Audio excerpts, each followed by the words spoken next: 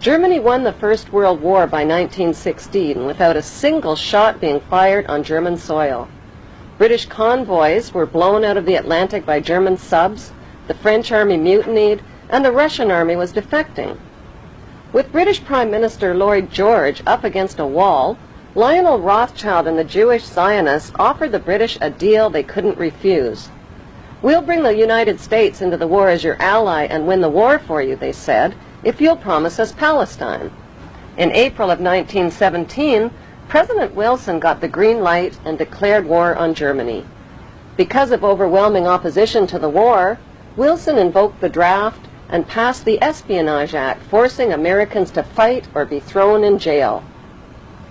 Billions of U.S. taxpayers' money was delivered to the British war machine, money that was never repaid. In return, the British government wrote the famous Balfour Declaration and addressed it to none other than Lord Lionel Rothschild.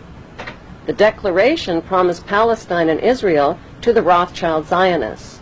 In 1917, Lord Allenby conquered the Holy Land, and the Jews were promised a national home in Palestine by the Earl of Balfour, a policy endorsed by Woodrow Wilson and by the League of Nations, which made Palestine a British mandate.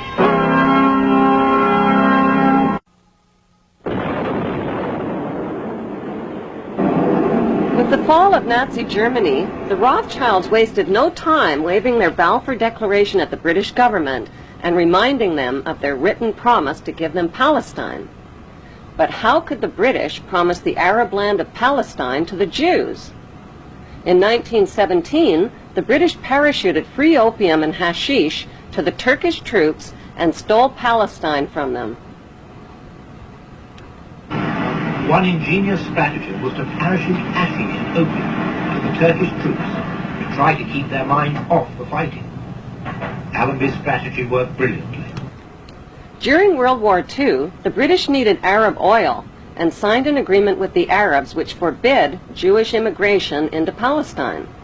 Then at the end of the war, the British broke their agreement with the Arabs and allowed the Rothschild Jewish Zionists to smuggle hundreds of thousands of Jews from around the world into Palestine. To win public support, the Rothschilds, who owned Reuters and the Associated Press, bombarded their media empire with images of homeless Jewish Holocaust refugees crowded together in ships off the coast of Palestine. On October 24, 1945, the bankster pirates gave birth to their most powerful weapon of global control, the United Nations. According to plan, the British pulled out of Palestine and gave the land to the Jewish Zionists. These Zionist extremists call themselves God's chosen race of people and believe they have a God-given right to the land of the Palestinians.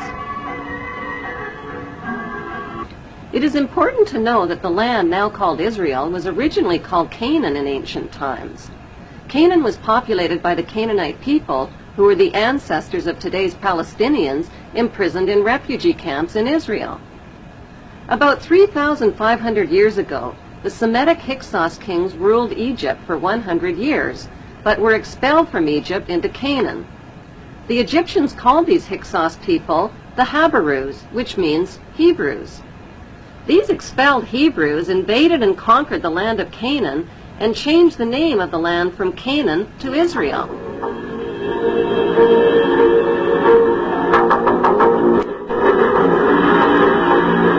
In 135 AD, the name was once again changed to Palestine after the Romans conquered the land. In 1948, the bankster-controlled United Nations officially turned Palestine into the Zionist state of Israel. To deal with the millions of Palestinian residents, the Israeli Jews massacred and drove them from their villages and homeland.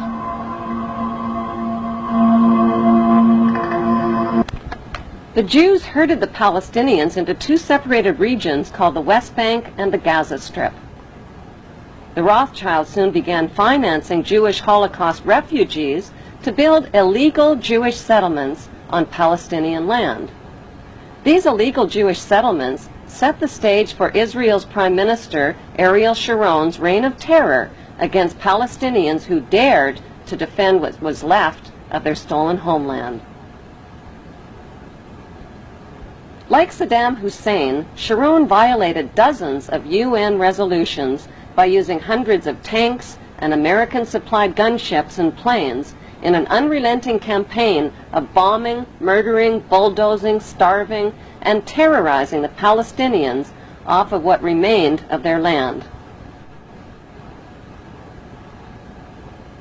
In violation of international law, Israel also secretly developed over 100 nuclear weapons of mass destruction capable of vaporizing the entire Middle East.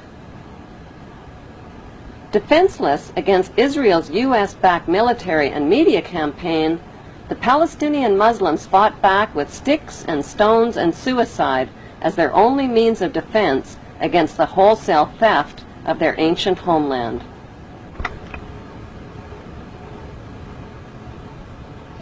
The story of the Bible was written by Hebrew Jews, who tell us that the Hebrew Jews are God's chosen race of people.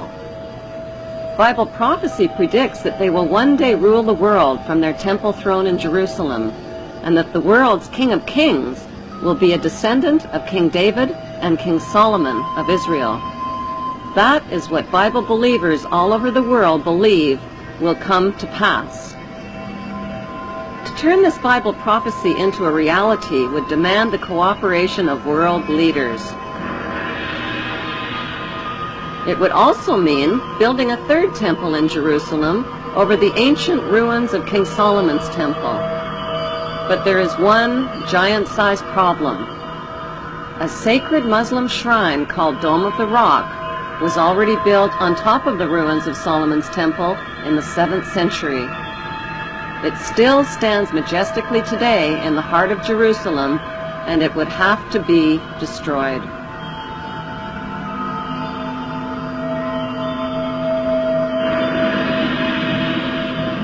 Since Israel is surrounded by not-so-friendly Muslim nations, and with millions of Muslim Palestinians living in Israel's West Bank and Gaza Strip, this Bible prophecy is impossible to fulfill. Or is it? Like a screenplay for a movie, the Bible story was written by Hebrew Jews. But who is the director and the producer?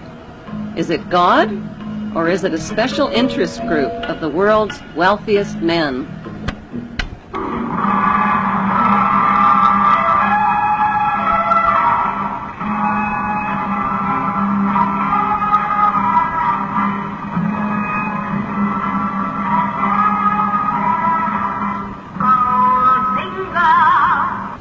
The Rothschilds, whose front companies had helped finance Hitler and the Jewish slave labor camps, had turned Jewish Holocaust victims into victimizers.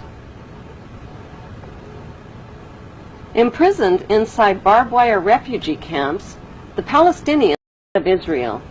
Even the flag of Israel flies the hexagram symbol from the Rothschild family's red shield. The hexagram has 6 points, 6 triangles, and 6 sides on the central hexagram. The numbers 666 are associated with the biblical prophecies that predict an apocalyptic Third World War. The Rothschilds bought Reuters in the 1800s. Reuters then bought the Associated Press, which selects and delivers the same news stories to the entire world, day after day. They have controlling interest in 3 major television networks and easily avoid media attention since they own it. Until recently, they owned and operated England's Royal Mint and continue to be the gold agent for the Bank of England, which they also direct. They control the LBMA, London Bullion Market Association, where 30 to 42 million ounces of gold worth over $11 billion are traded daily. The Rothschilds earn millions weekly just on transaction fees alone. They also fix the world price of gold on a daily basis and profit from its ups and downs. Over the centuries, the Rothschilds have amassed trillions of dollars worth of gold bullion in their subterranean vaults and have cornered the world's gold supply. They own controlling interest in the world's largest oil company, Royal Dutch Shell. They operate phony charities and offshore banking services where the wealth of the black nobility and the Vatican is hidden in secret accounts at Rothschild Swiss banks, trusts, and holding companies. Although Evelyn Rothschild looks like a harmless gray-haired old man, make no mistake about it, Rothschild and his ancestors have handpicked presidents, crashed stock markets, bankrupted nations, orchestrated wars, and sponsored the mass murder and impoverishment of millions.